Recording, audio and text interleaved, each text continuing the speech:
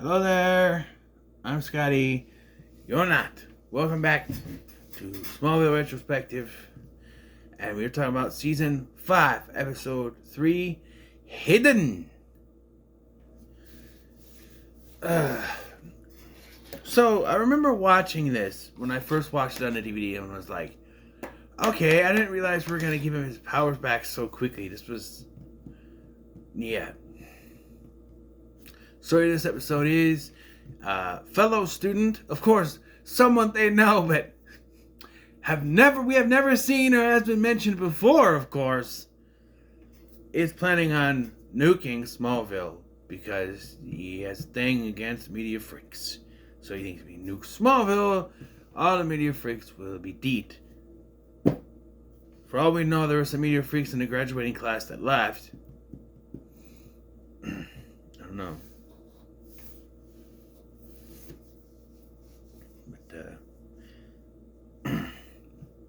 Yeah. The episode actually starts with Chloe getting a call from this Gabriel guy.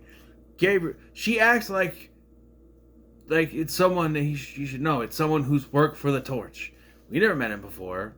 And again, his heel turn here, for lack of a better term, would have worked better if it's someone we knew from previous episodes. And then he turned... no, but no, it's just one unmentioned people from before, has some backstory that they had to cook up for this episode, and he's telling Chloe, you have to get out of Smallville, because Smallville's going to be gone. Of course, she goes directly to Clark, after the opening credits and everything. So this is where things get confusing. So, Clark and Lana wake up after their sexy time, but they're in Clark's room.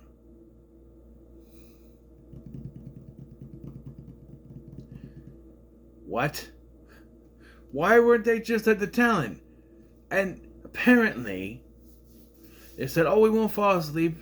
It's 2 o'clock in the morning. So, they had a sexy time at the Talon, then decided to go all the way back to Clark's house and have more sexy time, and then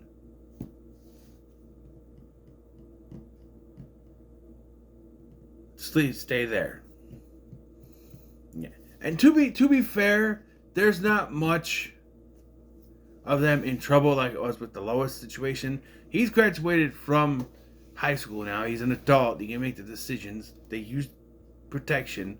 I don't have time to think though, because Chloe shows up and tells him about what happened with Gabriel. And so now they're trying to track down Gabriel. And it somehow gets out to the cops because when Jonathan drives by and sees Sheriff Adams, he's like, what's going on? And it seems to me you're checking missile silos. Well, the government shut them all down. Apparently there's some somewhere. They go to Gabriel's family's silo. And yeah.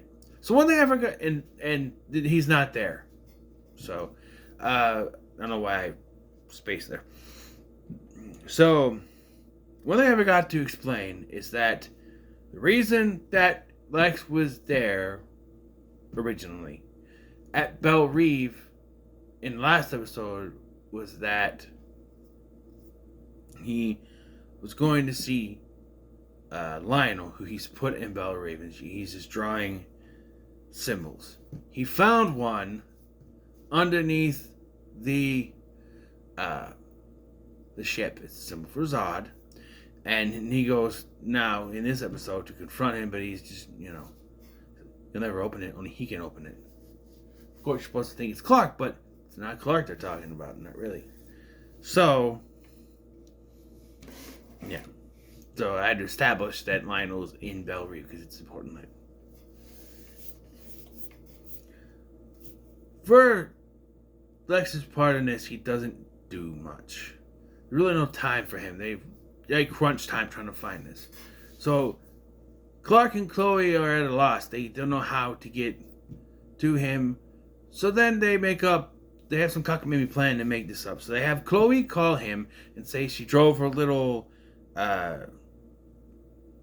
beetle bug into a ditch. So he just shows up to help her, and Clark confronts him.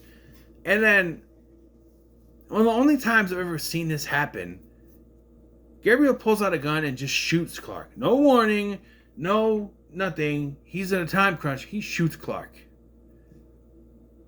Yeah. I should mention that Gabriel is played by Johnny Lewis. You don't know that name. We know him from the main character guy from AVPR, or Scotty, not me, from Drake and Josh. The first season, he was one of Drake's band members. And I gotta tell you, rest in peace, by the way. I know I read this whole thing. I know that his death wasn't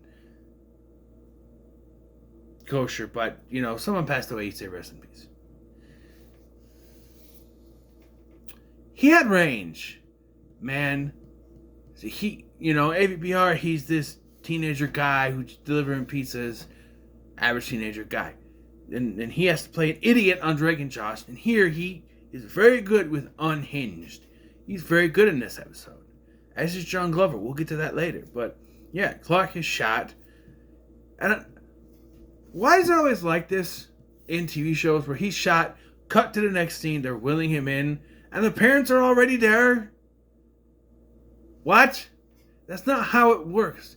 They will find you. I know it's a small town, so they know who Clark is, but normal circumstances, not how it works. They'll find the body, the person that's wounded, they'll take him in, then they contact the parents.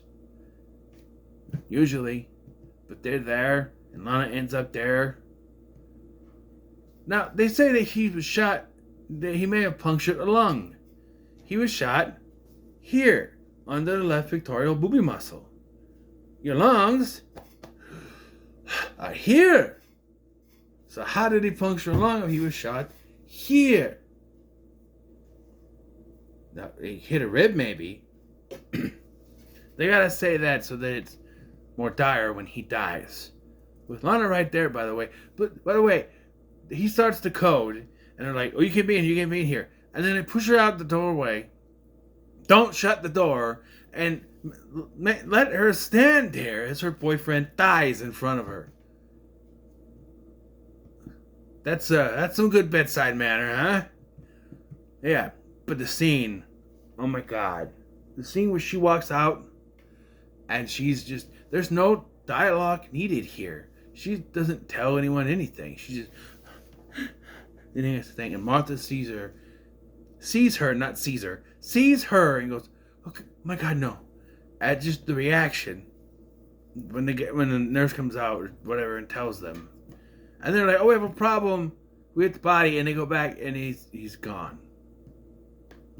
Happened.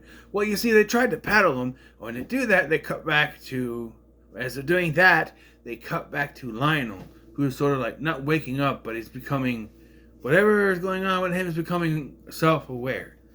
And Clark wakes up in the Fortress of Solitude. And then we get a great-ass performance from John Glover. Because he has to not be he's not Lionel Luthor here. He's Jor-El. So he's got a British accent, affectation to him, a little British move and talking way he's moving around. He's embodying Jor-El here, and he's really good in this. You listen to him and you don't hear Lionel. You hear Jor-El. That's what you're hearing. So he's giving Clark his powers back, but at a price. That someone he loves will die. And that's the thing going forward. Because of course it is. But yeah. So he gets his powers back. He's like, did I die? Your mortal journey is at an end. Yes. Has ended. Yes. And he's like he's perfectly doing Terrence Stamp. You know, but what happened? Oh, but yeah, he's great in this scene. And Clark's like, 101. He goes, it is too late, my son. So, what I haven't mentioned yet is that Gabriel has Chloe in the silo with him, because apparently that's the safest place in the world when missiles go off. She bonks him outside the head and knocks him out, and then tries to shut down, but she can't. Now, if they wanted to keep the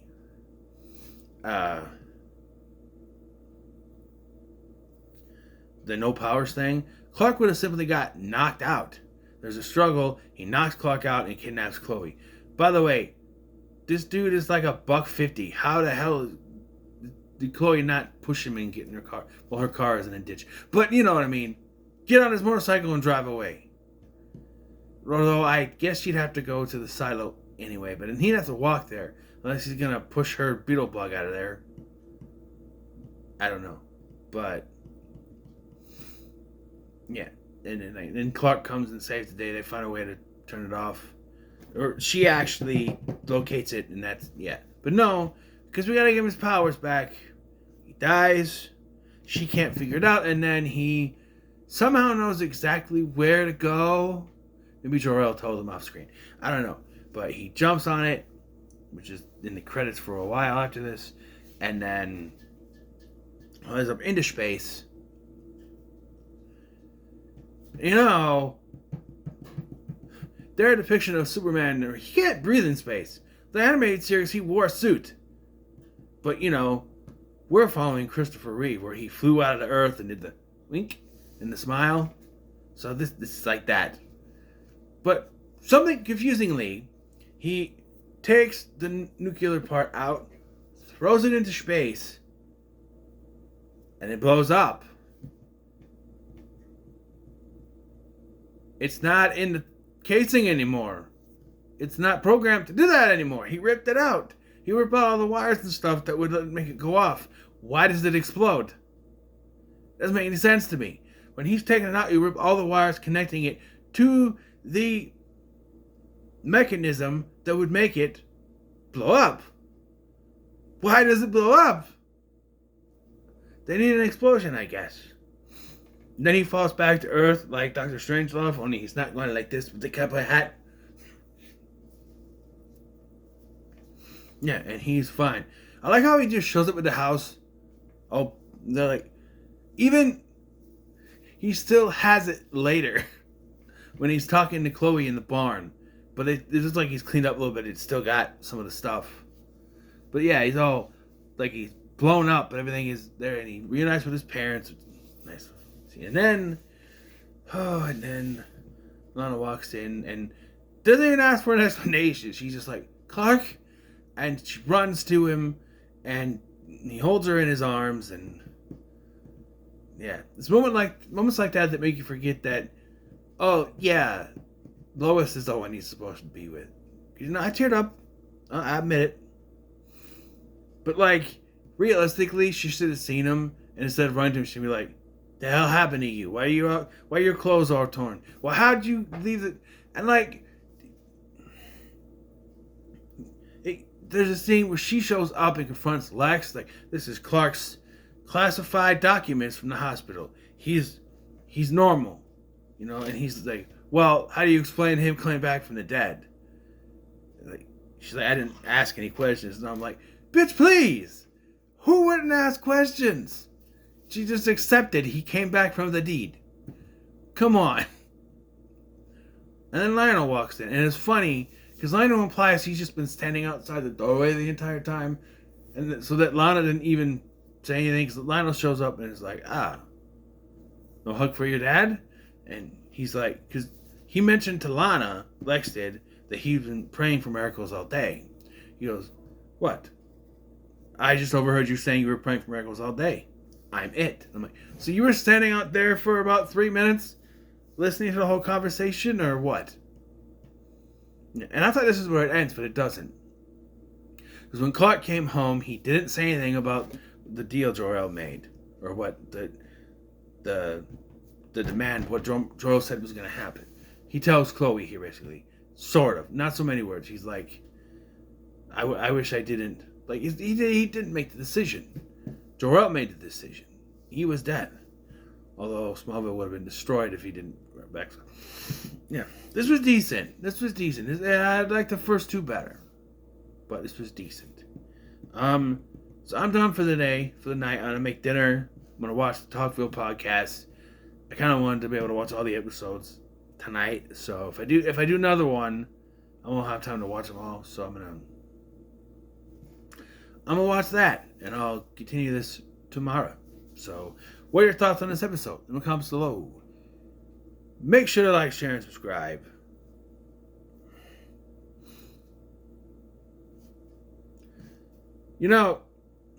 Sorry. Just one more thing before I end. There are times I wish the day went longer with the human storyline, because it feels like they wanted to depower him for a few episodes where he has to rely on himself. And then it just give his powers back to him in the third episode, and then what was the point, I don't know, but yeah. So thank you for watching. I'm this guy, and I'll see you in the next one.